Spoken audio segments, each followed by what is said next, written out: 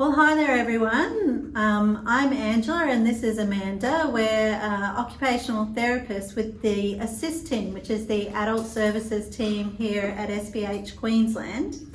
And we wanted to take the time to make a bit of a video about building routines and being active during the day while we're all in social isolation. So I think people are feeling a little bit unsure about how to plan their days because things have changed so much. So we're going to be talking through a few of those issues today. Thank you, Angela. So today we will cover three main topics to discuss those things. What is occupation? Why it is important to think about your occupations and about your routine, and what type of activities we believe it would be important to be added to your routine.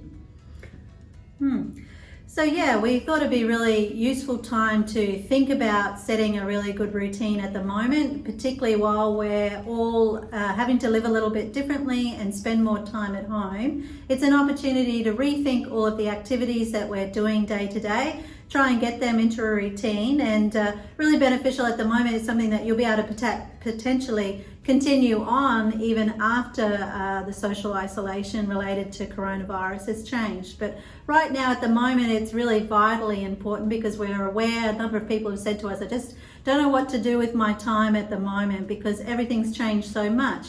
And the things that used to give structure to our days are perhaps not there anymore. You might have had regular appointments, regular times where you might go to the gym, times to catch up with family or friends, various activities like that that just we can't be doing at the moment. So suddenly everything's just a blank slate and we're not quite sure how to structure our day. So yeah, there's lots of things that we're going to talk about ways that you can structure your day and get a really good routine happening right at the moment. Okay, so the first topic we want to discuss is occupations. What is this occupation type of thing? So as OTs, occupational therapists, we believe that it's very important to have a variety of occupations in your life. And more than just a variety, that those occupations are balanced out on terms of how much time you spend doing them all. And this idea of having all your occupations, all the variety of occupations in your life, plus having a good balance of different types of occupations in your life is called occupational balance. And for us to think of good routine, it's important that we consider the occupational balance as well, to make sure that you add all the different types of activities that you would need to complete on your life. And what are those types of activities? That's what Angela's going to tell us.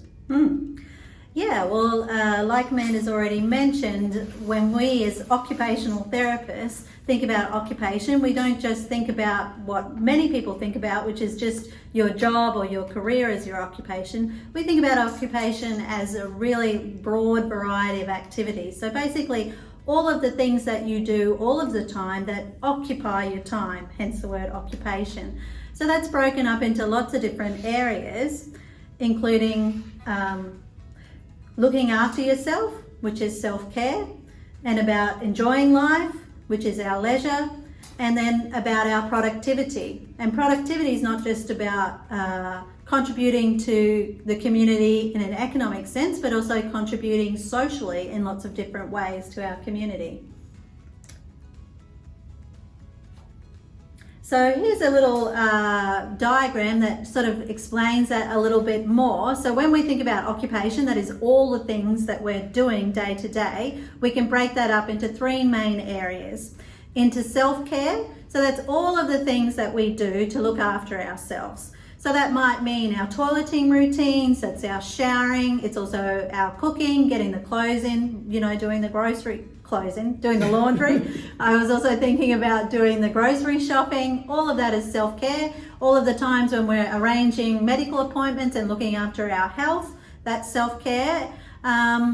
Self-care is also about perhaps doing exercise. You might do exercise for leisure, but for me, it's more of a self-care thing because I know I have to. So doing that, and also not just looking after ourselves physically, but looking after ourselves emotionally and mentally as well. So all of the activities that we do that look after our mental health and well-being are part of our self-care. Then we've got the area of leisure. So that's anything that we do just for downtime, to enjoy ourselves, to have a good time, which is so important, particularly at the moment when a lot of people are feeling more anxious feeling more worried about circumstances that are going on around us, then finding time when we can just have fun, let loose, put all of that aside is really vital. And everybody's leisure activities is going to look different according to your personality and your interests. Someone might be doing craft activities, that would drive me insane, but I love a great book. Maybe doing some baking, that's fun for me. So yeah, everybody's a little bit different. So finding the things that you enjoy to do for leisure. Then we look at the productivity. So like I said a little bit earlier, productivity is not only, we kind of think about that when we think about workplaces and people being productive at work, but we can be productive in so many ways as well. So contributing to our communities, contributing to our social networks, contributing to our families, all of those activities are part of our productivity as well. And you'll see in the middle there that bringing those occupations together is about developing good roles and habits and tasks, which we're going to continue to talk about. Okay, so then now that we kind of have an idea of what it is, all those types of occupations, we kind of need to think which occupations of each one of these categories we will have on our life. And you already have them all in there.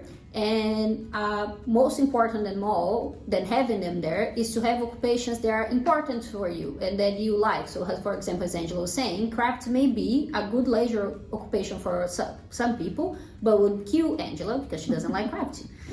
So these people who think craft is a very nice activity and would have craft as a meaningful occupation for them. So what it is a meaningful occupation? So a meaningful occupation is an occupation that provides you with a greater level of satisfaction and quality of life. So for example, back to the craft example, imagine if Angela, who doesn't like craft, we force her to do some craft. She would not have any level of satisfaction or quality of life doing that craft. She would do because we're telling her to do. But I'd be getting stressed and anxious. That's a bad point about it. Yeah. And having that sense of meaningfulness into your activity is also related to the belief that it's worth putting effort into that activity. Putting effort, committing to it, and also investing yourself emotionally and also your time into completing that. So when your activities are meaningful, you want to perform them and you want to complete those activities. So imagine if you have a routine full of only meaningful activities. That it means that you would be much more likely to follow that routine to the end than if it was a lot of crafties that you don't like to do. And more than just these two benefits, that you would be pleasure to do the activity and you would see the reasons why you're spending your time on it. There are other benefits that we see from having meaningful occupations. And some of those benefits are the one that was just said, the sense of purpose, because then you feel that there is a reason for you to be completing that activity. Also, it gives you a sense of control over your lives because that activity represents something for you. It's not as if you are doing something that someone ordered you to do. It's an activity that you chose and you are doing because it's important to you. It also motivates you to work towards a goal. Again, it's important to you, you've chosen, you've put it in there, so you are much more motivated to work towards it. It helps you learn new things. So if you're doing something that you like and enjoy, even though it might be a new activity, you will learn new things with it as you develop this activity. It allows you to express creativity. And again, creativity is not only doing crafts. Creativity has to do with everything we do. You always need to have ideas and to create new solutions and to solve problems in different ways. And have meaningful activities helps you to develop this creativity as well. And then maintain mental health and well-being. As Angela well said, if she was put to do a lot of craft, she would be anxious, she would not be happy, she would be stressing because it was not meaningful for her. On the same way, if the activity is meaningful, so if we put her to bake some cookies for us for next time we see her, she would be very happy, very accomplished, her mental health and well-being will be amazing.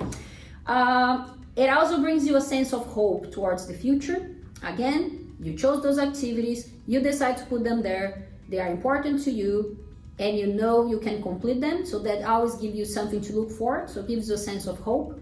And it builds your self-confidence as well. Because again, the same cycle you've chose, they're important, you put them there, and you know you can accomplish, and you know you can complete them. And if you can't complete it yet, maybe you can already work towards the steps to get there.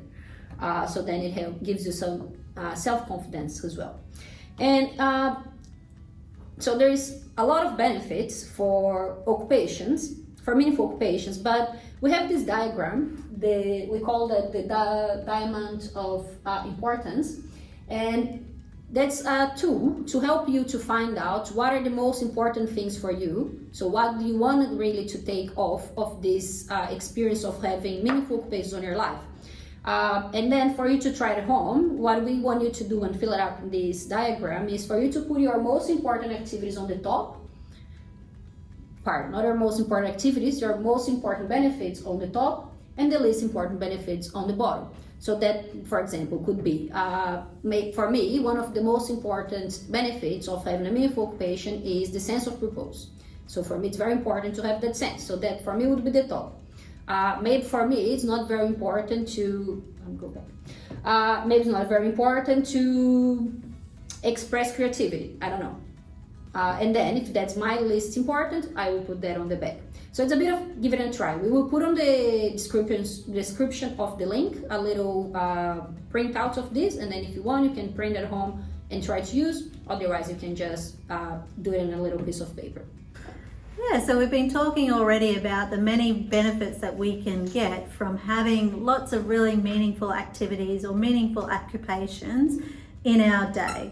So next we want to think about how can we include all of those things in our day-to-day routine. So we want to find activities that you really value, that are really meaningful to you and are going to give you those benefits that Amanda was just talking about.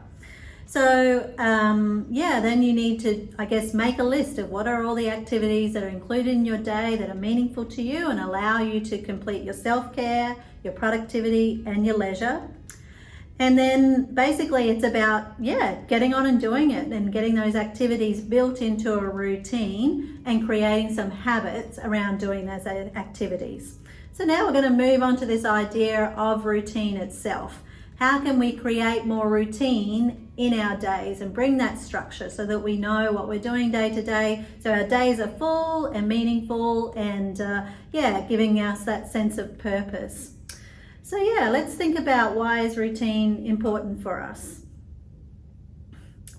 So routine's important in a number of ways. So it does allow us to build habits. And I think that the saying is that you've got to repeat something about 100 times before you really create a habit. So it's really important to set up a good routine so that you know, okay, I'm going to create a habit out of doing that new leisure activity that I want to try that I think is going to be really, give me a lot of pleasure and purpose in life. But you might get sort of stuck and just, stuck in front of the telly watching Netflix rather than doing that other kind of more fun leisure activity. So if we create a routine out of it and a habit out of it, then once we've done that habit a number of times, that really becomes part of our everyday life. Routines are also really important, of course, just for getting stuff done. I mean, even though there's less going on at the moment, we've still got to get stuff done. We've still got to, get the house clean. We've still got to have a meal 3 times a day. We've still got to get good amounts of sleep, so that we can maintain our mental and our physical health and well-being. So having a routine really helps us to include all of those different areas of meaningful occupations in our day. It reduces the mental load. If we've got a routine in mind, if we've got a schedule for our day, it's not like we wake up in the morning thinking, how am I going to get those things done? Or what am I going to do with myself? Like, it's very clear, and then we have less things to worry about because it's already all planned out.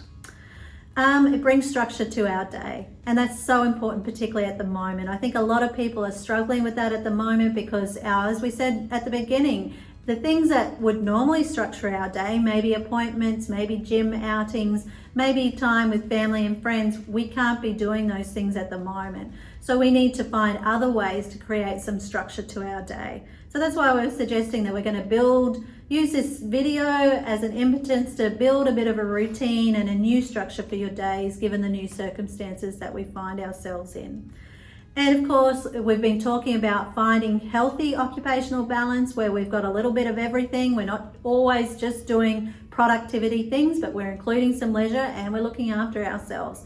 So by having a routine, we can make sure in our schedule that we've balanced all three of those areas into what we're doing day to day.